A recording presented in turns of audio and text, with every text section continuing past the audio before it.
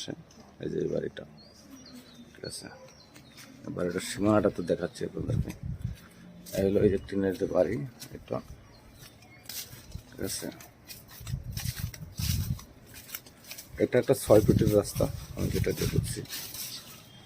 এটা হলো বাড়ির পিছনের সাইড, ঠিক আছে। বাড়ির পিছনের সাইড আপনার লোক এলো সামনে, এটা 6তলা মসজিদ, এরপর এটা হচ্ছে মাদ্রাসা, ঠিক আছে। এটা হলো বাড়ি, আচ্ছা হলো মসজিদ।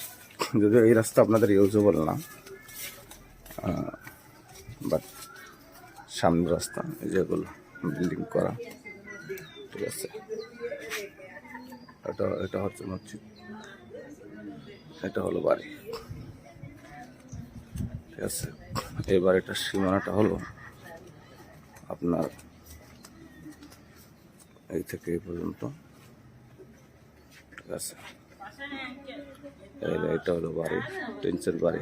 আসলে এটার মধ্যে কেউ থাকেন না এখন, অবশ্য সেগুলো অনেক কটা গাছ টাছ লাগানো আছে, ঠিক আছে।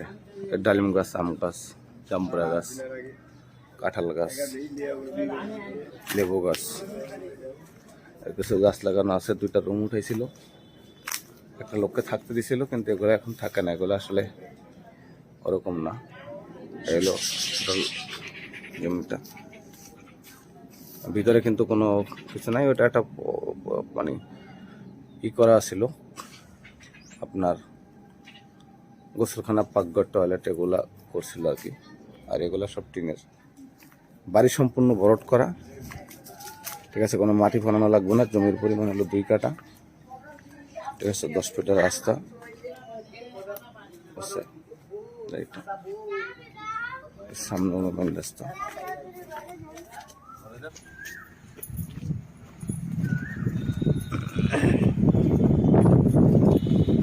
সর্বোচ্চ আপনার 1 মিনিট লাগবে রাস্তা উঠতে। আচ্ছা,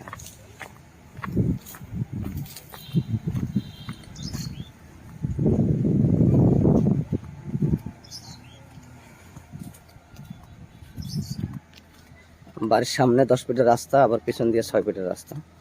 আপনার এখন যেটা যাচ্ছে এটা হলো আপনার এই সরকারি খলামুড়া টু কেরানীগঞ্জ উপজেলা রাস্তা, ঠিক আছে। কেরানীগঞ্জ উপজেলা টু খলামুড়া এই রাস্তা, ঠিক আছে।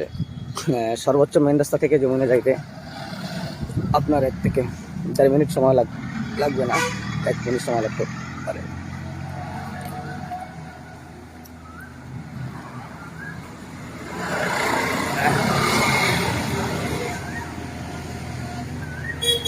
এটা হলো মেন রাস্তা। এদিকে হলো মোহাম্মদপুর, খলামুড়া, দানমন্ডি, বসিলা, গাবতলী, মিরপুর এই রাস্তা। আর এদিকটা হলো বাবুবাজার, পোস্তগোলা, তারপর হলো আপনার পদ্মা সেতু হাইওয়ে, কেরানীগঞ্জ উপজেলা থেকে শুরু করে এই রাস্তা, এই মার্কেট।